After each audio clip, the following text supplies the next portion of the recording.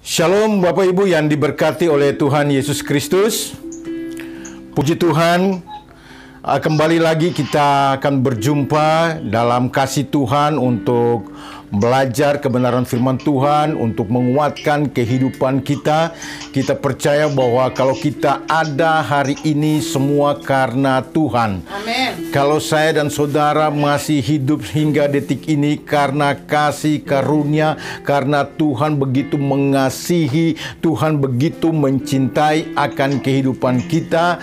Tuhan tidak pernah meninggalkan kita sedetik pun. Amin, saudara. Amin. Baik, puji Tuhan, saudara yang diberkati oleh Tuhan Yesus Kristus. Kebenaran firman Tuhan hari ini kita akan berbicara tentang orang kaya yang sukar masuk dalam kerajaan surga.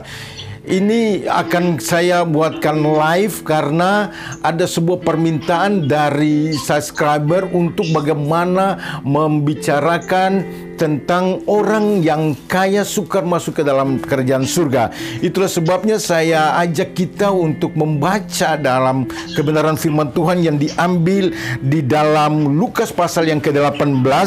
Kita akan baca ayat yang ke-24 sampai 25. Orang kaya sukar masuk kerajaan Allah. Lalu Yesus memandang dia dan berkata, "Alangkah sukarnya orang yang beruang masuk ke dalam kerajaan Allah. Sebab lebih mudah seekor unta masuk melalui lubang jarum daripada seorang kaya masuk dalam kerajaan Allah."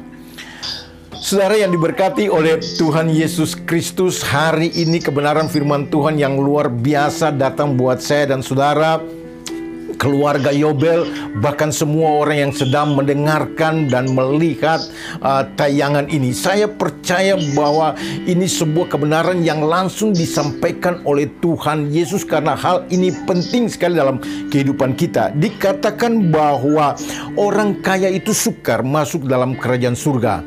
Bukan berarti Tuhan itu mau supaya kita semua itu tetap hidup miskin. Atau bukan juga berarti bahwa yang akan masuk surga itu hanya orang-orang miskin saja. Tidak. Saudara, latar belakang Tuhan Yesus sebelum dia memulai pelayanannya, dia bekerja sebagai seorang tukang kayu, membantu orang tuanya. Mereka adalah seorang pengusaha mebel. Mereka adalah seorang pengusaha tukang kayu yang sukses. Mereka berupaya bekerja untuk kehidupan mereka, mendapatkan uang untuk memenuhi kebutuhan-kebutuhan hidup mereka. Saudara yang diberkati oleh Tuhan Yesus, tetapi di sini dikatakan bahwa orang kaya itu sukar masuk surga. Kenapa? Nah, ada 3 hal yang akan saya bicara, yang akan saya bahas terkait dengan hal ini. Mengapa orang kaya itu sukar masuk surga?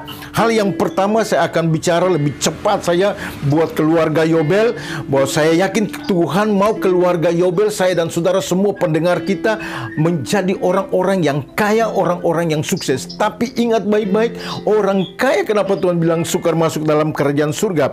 Yang pertama itu adalah karena cara memperoleh, cara bagaimana dia mendapatkan kekayaan itu. Nah, saudara yang diberkati oleh Tuhan Yesus Kristus, bagaimana orang dapat mendapatkan kekayaan itu? Itu yang menjadi sebuah permasalahan bagi Tuhan.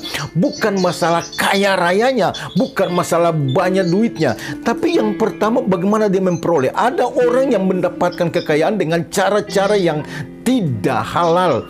Dia membunuh, dia mencuri, dia korupsi. Dia menghalalkan berbagai macam cara, berupaya mendapatkan kekayaan, berupaya mendapatkan berkat, berupaya supaya dikatakan melimpah-limpah secara materi dengan berbagai cara yang tidak jelas tadi. Banyak sekali orang yang saat-saat ini para pejabat menggunakan, maaf para pejabat kalau sedang melihat, menggunakan rompi orange. Oleh karena apa? Di sisi yang satu, begitu orang melewati depan rumahnya, wow, ini rumah orang kaya. Siapakah gerangan yang punya rumah ini kaya sekali? Tapi rumahnya kelihatan kaya, orangnya lagi ada menggunakan rompi orange di balik jeruji besi. Kenapa? Karena berupaya memperoleh kekayaan dengan cara yang tidak benar. Nah, sahabat yang diberkati, bahkan keluarga Yobel yang saya kasih dalam Tuhan Yesus Kristus, kita berusaha, bekerja keras, tapi mari bekerja dengan cara yang benar, bekerja dengan cara yang halal di hadapan Tuhan untuk memperoleh harta dan kekayaan. Jika saat ini saudara sedang bekerja, jika saat ini saudara sedang melakukan sesuatu pekerjaan, mari bekerjalah dengan baik, bekerjalah dengan takut akan Tuhan. Jangan menggunakan kesempatan, jangan menggunakan cara-cara yang tidak halal. Kalau saudara diberi komisi yang benar, ya, bukan dengan cara-cara yang tidak benar. Sahabat yang diberkati oleh Tuhan Yesus Kristus, mari saudara bekerja dengan keringat saudara, bekerja dengan wajarnya, melakukan sebuah pekerjaan dengan benar dan takut akan Tuhan. Yang kedua, kenapa orang kaya itu sukar masuk ke dalam kerajaan surga? Karena ketika dia diberi kelimpahan oleh Tuhan, dia diizinkan oleh Tuhan menikmati kekayaan yang Tuhan berikan, dia salah menggunakan kekayaan itu. Cara menggunakannya itu tidak benar di hadapan Tuhan. Ada yang menggunakan kekayaan itu dengan cara-cara yang tidak baik, berupaya untuk berfoya-foya. Kalau kita lihat di dalam Injil Lukas pasal yang ke-15 itu ada orang kaya, ya, yang pada akhirnya anaknya meminta membagikan hartanya, dan dia pergi dan berfoya-foya menggunakan uang itu bukan untuk sesuatu yang tepat, bukan untuk sesuatu yang penting, bukan untuk sesuatu yang bermanfaat. Saudara yang diberkati oleh Tuhan Yesus Kristus, dia menggunakan uang untuk kepentingan dirinya, menggunakan uang itu untuk berfoya-foya, menonjolkan bahwa dia tuh hebat, punya uang dan lain-lain. Padahal Tuhan Yesus berkata bahwa jika kita diberi, maka kita bisa menggunakan itu untuk kemuliaan Tuhan, bisa berbagi untuk orang yang menggunakan.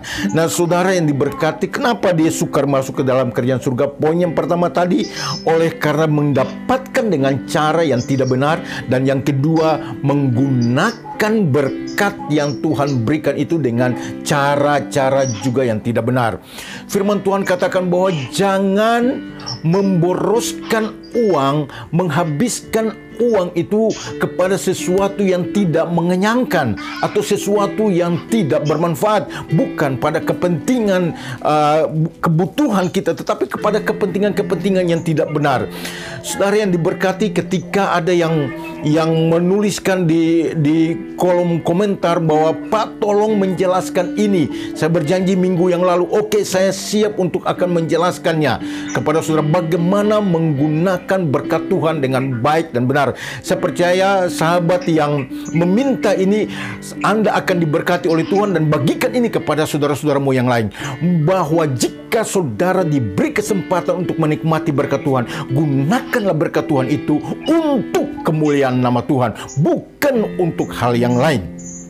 Ya, jadi mengenyangkan tubuh dengan hal-hal yang tidak, menggunakan uang untuk hal-hal yang tidak mengenyangkan, menghabiskan untuk narkoba. Saudara makan narkoba 1 ton pun tidak kenyang. Saudara habiskan 1 bungkus rokok pun tidak kenyang. Saudara habiskan 1 cirigen, 1 rak minuman keras, itu tidak mengenyangkan. Ya, itu bukan untuk hal-hal seperti itu. Saudara yang diberkati oleh Tuhan Yesus, menggunakan untuk hal-hal yang tidak baik, pergi ke tempat-tempat prostitusi, pergi menghabiskan uang bersama teman-teman, hidup dalam berfoya-foya, ya, tidak untuk kemuliaan nama Tuhan. Kalau saudara sudah berbagi untuk gereja Yobel, maka berkat saudara itu dihitung oleh Tuhan. Berkat, taburlah di tempat yang benar. Saudara menabur untuk kemuliaan nama Tuhan. Saudara yang diberkati oleh Tuhan Yesus Kristus. Nah, yang ketiga, kenapa orang kaya itu sukar masuk ke dalam kerajaan surga? Karena tujuannya. Yang pertama, cara mendapatkannya. Yang kedua, cara menggunakannya. Dan yang ketiga, tujuan. tujuan dia mendapatkan kekayaan, tujuan dia bekerja keras. Betul, uang ini dia dapatkan dari hasil kerja kerasnya, hasil yang halal, hasil yang benar. Tetapi tujuannya untuk apa? Supaya dilihat oleh orang bahwa saya orang kaya, bahwa saya bisa. Dia gunakan cincin di tangan, jari-jarinya penuh, semua jari-jarinya, dan kemudian dia melambai-lambai, halo apa kabar? Halo apa kabar? Dia tunjukkan segala kekayaan dan kemewahannya. Ya, tujuannya untuk apa? Ini bicara tentang motivasi kehidupan kita. Saudara yang diberkati oleh Tuhan Yesus, keluarga Yobel yang saya kasihi dalam kasih Tuhan. Kalau saudara diberkati oleh Tuhan, mari bermotivasilah dengan baik di hadapan Tuhan. Peringatkanlah kepada orang-orang kaya di dunia ini agar mereka jangan tinggi hati dan jangan berharap pada sesuatu yang tak tertentu seperti kekayaan, melainkan kepada Allah dalam kekayaannya, memberikan kepada kita segala sesuatu untuk dinikmati. Ayat 18. Peringatkanlah agar mereka itu berbuat baik, menjadi kaya, dan dalam kebijakan, suka memberi dan berbagi. Sahabat yang diberkati, keluarga Yobel yang saya kasihi dalam Tuhan Yesus Kristus, tujuannya adalah supaya kita ketika diberi kekayaan, kita dapat berbagi, kita dapat menolong, kita dapat menunjang pekerjaan Tuhan. Bukan supaya kita dilihat, supaya kita dipuji, supaya kita dikatakan hebat, kita dikatakan sukses, kita dikatakan kaya. Oleh karena tetangga kita kaya, saya berusaha bekerja keras supaya saya mau kalahkan tetangga saya. Bukan seperti itu. Kalau itu motivasi saudara, Tuhan akan mengambil semua. Tuhan memberikan kita itu semuanya sama, saudara. Ada dua prinsip kekayaan, dua prinsip berkat itu. Yang pertama adalah prinsip penciptaan. Prinsip penciptaan itu, Tuhan menciptakan kita itu semua sama, dan Tuhan memberikan kepada kita itu sama. Tuhan itu maha kaya. Tuhan memberikan kita hikmat untuk kita mengelola. Tuhan itu bukan anti kekayaan. Ini prinsip penciptaan. Tuhan menciptakan kita semua sama, dan kita lahir juga semua sama, tidak memiliki apa-apa, dan kita berupaya bekerja keras untuk mendapatkan berkat dengan cara yang benar. Nah, prinsip yang kedua adalah prinsip keselamatan atau prinsip kasih karunia. Ketika Tuhan menciptakan kita dan menempatkan kita di dunia, kita mendapatkan kasih karunia, kita mendapatkan berkat dari Tuhan. Untuk apa? Untuk memuliakan Tuhan. Itu adalah prinsip bagaimana kita menggunakan kekayaan itu dengan baik, uang itu dengan baik. Menyadari bahwa kita ini adalah ciptaan Tuhan, kita ada karena Tuhan, untuk kemuliaan nama Tuhan. Menyadari bahwa segala sesuatu yang diberikan, segala sesuatu yang kita miliki, segala sesuatu yang kita peroleh, itu untuk kemuliaan Tuhan, itu dari Tuhan dan oleh Tuhan dan untuk Tuhan. Saudara yang diberkati oleh Tuhan Yesus Kristus, itulah sebabnya saudara, jika saudara punya berkat, saudara harus berbagi untuk orang lain. Nah, saudara bicara tentang prinsip berbagi ini, Tuhan sudah berkata jelas dalam firman Tuhan, berilah maka kamu akan diberi. Kalau saudara memberi, itu berarti sumbernya dari saudara. Ya, memberi. Kalau saya memberi sesuatu, sumbernya dari saya. Saya adalah sumber pemberi. Saya memberi kepada seseorang. Katakanlah saya beri kepada Ibu BJ. Ya, saya beri sesuatu kepada dia. Nah, artinya barang tadi itu adalah punya saya, berasal dari saya kepada Ibu BJ. Jadi saya memberikan kepada Ibu BJ. Tetapi kalau saya memberikan kepada Ibu BJ melalui Ibu Ana, maka Ibu Ana itu bukan sumber. Ibu Ana yang memberikan kepada Ibu BJ, tapi Ibu Ana adalah penyalurnya, ya, salurannya. Jadi kalau saudara mau diberkati, saudara harus jadi sumber, karena sumber itu adalah dari Tuhan. Berilah maka kamu akan diberi. Itulah sebabnya saudara yang diberkati, mari kita jadi sumber pemberi itu. Mari kita lakukan itu supaya kita diberkati oleh Tuhan. Mengapa orang kaya sukar masuk ke dalam kerajaan surga? Karena 3 faktor tadi. Hal yang pertama adalah cara dia memperoleh kekayaan? Bagaimana dia memperoleh? Apakah dengan cara yang benar atau dengan cara yang tidak benar? Yang kedua, bagaimana dia mengelola keuangan, mengelola harta, kekayaan yang dipercayakan oleh Tuhan? Dan yang ketiga, apa tujuan berkat yang Tuhan berikan kepada dia? Tujuan penggunaannya seperti apa? Motivasinya apa? Supaya dilihat orang, supaya dipuji oleh orang, supaya dianggap oleh orang hebat?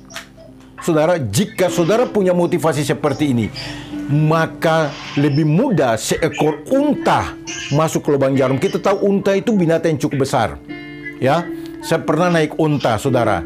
Tapi puji Tuhan bukan di Timur Tengah ya, tapi di Bandung. Naik unta, ya. Binatang yang cukup besar, begitu mau naik dia harus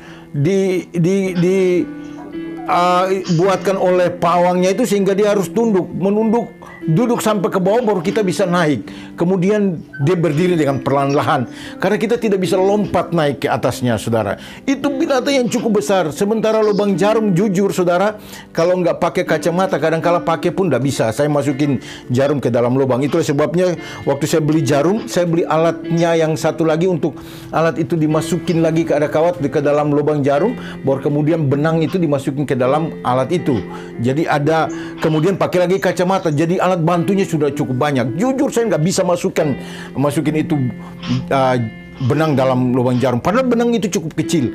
Karena lubang jarum lebih kecil lagi. Tidak mungkin unta itu bisa masuk ke dalam lubang jarum. Tetapi Tuhan berkata lebih mudah. Lebih mudah hal yang sulit itu terjadi daripada orang kaya itu masuk surga. Di surga saya yakin banyak orang kaya. Kalau saudara orang kaya, jangan khawatir, saudara pasti masuk surga. Tetapi kalau saudara salah menggunakan kekayaan saudara, saudara punya tujuan tidak benar supaya dipuji, saudara menggunakan untuk berfoya-foya, untuk hal-hal yang tidak benar, saudara pasti tidak akan masuk ke dalam kerajaan surga. Karena yang berkata ini adalah Tuhan sendiri, firman Tuhan. Itulah sebabnya saudara yang diberkati oleh Tuhan Yesus Kristus, mari bekerjalah dengan sungguh-sungguh, dengan cara yang benar, gunakan berkat itu dengan cara yang benar, dan motivasi yang benar untuk kemuliaan nama Tuhan. Tuhan Yesus memberkati kita semua. Haleluya. Terpujilah nama Tuhan.